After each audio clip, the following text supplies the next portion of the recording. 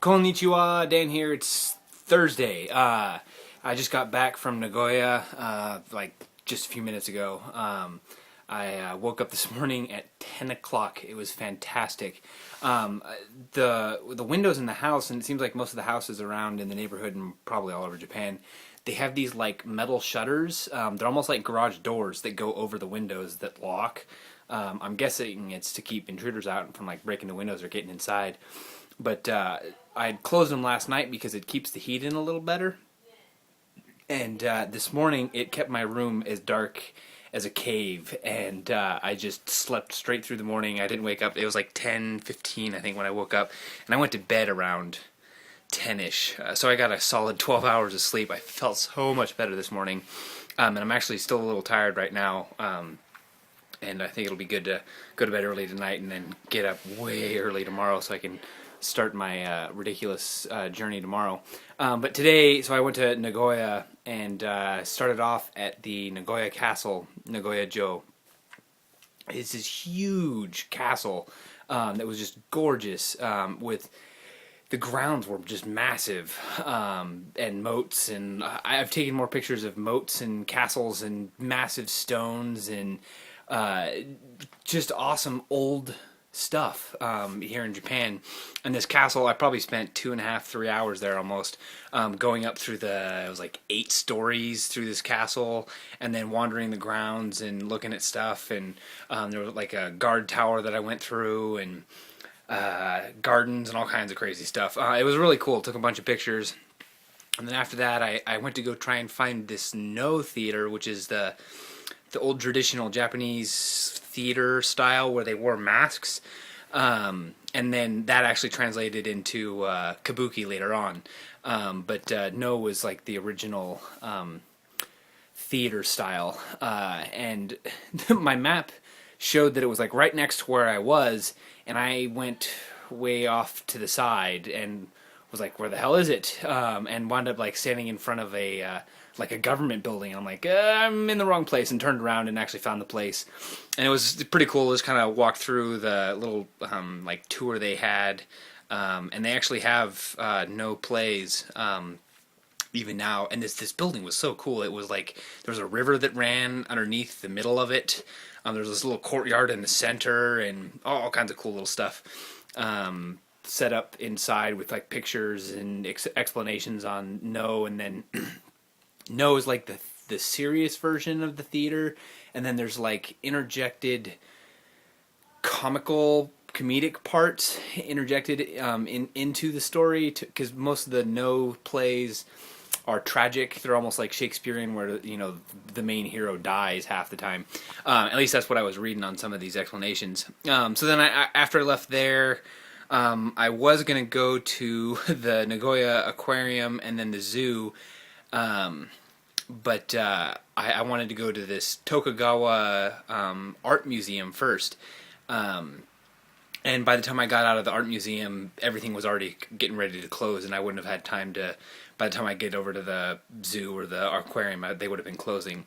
But the Tokugawa, so in Japan, the Tokugawa shogunate was a government system run by the Tokugawa family for like 252 years, and in those years was peace. There was 250 years of peace throughout Japan, and it was because of this Tokugawa government, or the Tokugawa shogunate. And this museum was a museum set up and dedicated to and from the family, all the like heirlooms and armor and swords and jewelry boxes and mirrors and clothing. It was just all kinds of stuff. It was really cool to see.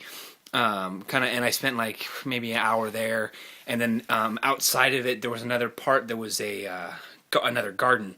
I've gone to so many gardens, and I don't think I'm ever going to get sick of them, because every time I go through them, it's I don't know if it's almost emotional but calming. I usually have my iPhone with me, so I'm listening to music most of the time, and sometimes it'll be like a classical song or some, whatever I'm listening to seems to fit wherever I'm at for some reason, and just the rising and falling of emotion. It's really cool as I'm just walking through these gardens, and they're just gorgeous.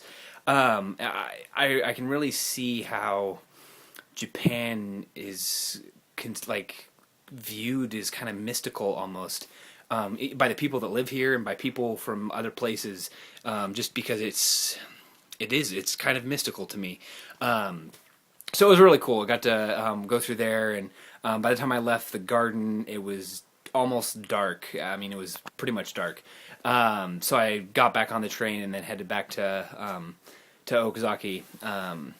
I was going to go to a mall, but I couldn't really find it, and I wanted to get back and have dinner with my host family before taking off tomorrow, and I need to pack and a bunch of other stuff anyways, so that was pretty much my day. I do have a couple of observations that I picked up over the last couple of days, and things that I remembered about.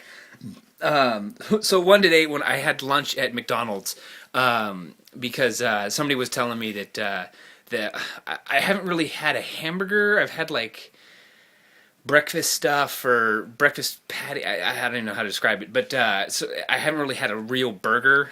So I went and had a Big Mac here, and it was actually pretty good. The meat patties were thin, just like in America and all this other stuff. But one thing that I noticed is the food at McDonald's did not make me feel like I was sick afterwards. I could tell it was actually real food. It wasn't processed to just take all the nutrients out of it. And it was still really good. It tasted really good, probably better than all the McDonald's food that I've had in the States. So I was very pleasantly surprised with that. But one of the things that I did see was a shrimp fillet.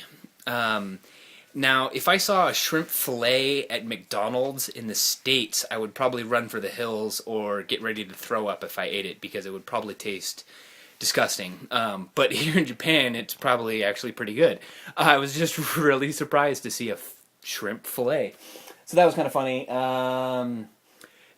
Most Japanese kind of chew with their mouths open. They slurp their soup, and it's not rude to make slurping noises or anything like that while you're eating. But it's kind of funny when they'll be talking just with a huge mouthful of food and blah, and you can barely understand what they're saying.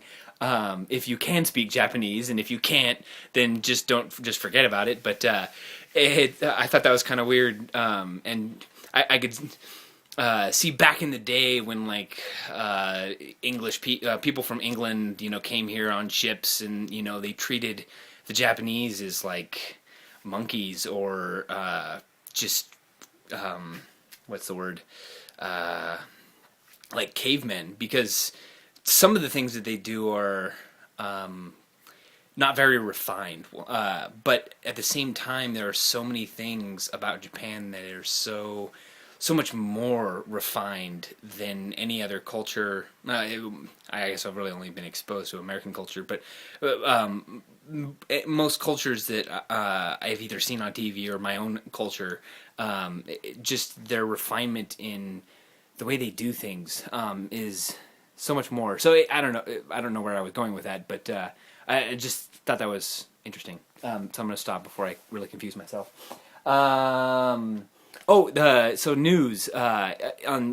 On the news, like the actual, nightly news here in Japan, they have music to go with all of the stories. In the U.S., they'll have like intro music, like dun da da da da, and that's like the intro to 60 Minutes or whatever the station is.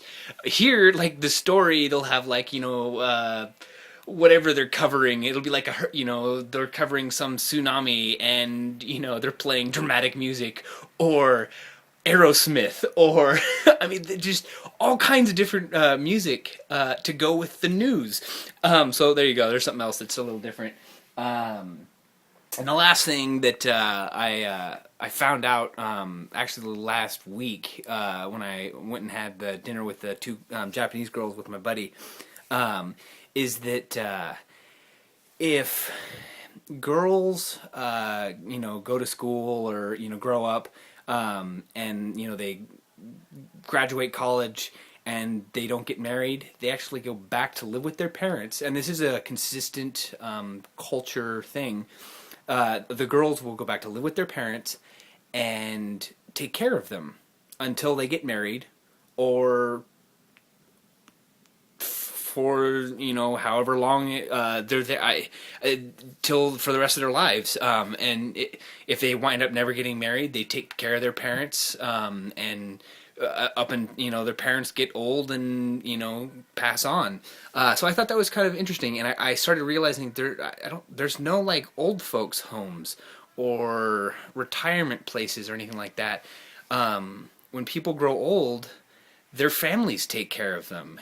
And when I found that out from these two girls last week, I thought that was awesome. I think maybe a little sexist that it's only the girls, but if that's a tradition that's been carried on from generation to generation, I can see how the guys are usually ones that go out and either go off to war or or working in the field or something, and I could see how the women would be much more not suited, but have the more opportunity, would be more apt to do that, to fill in that role. So I just think that's a really cool tradition and culture thing here in Japan. Is they take care of each other. Families don't abandon each other.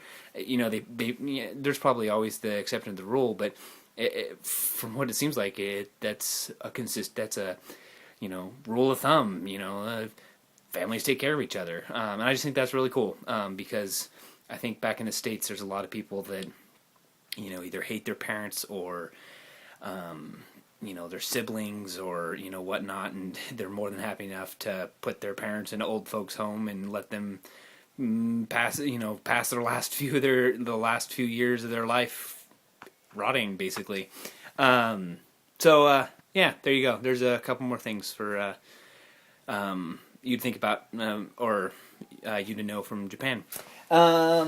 That was pretty much it. Tomorrow, heading off to go on my crazy long journey, and then come back in a few days, and then go on another crazy long journey.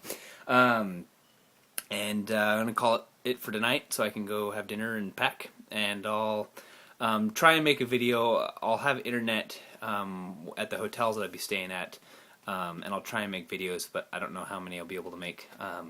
But I'll try and do it. So I'll see you guys soon.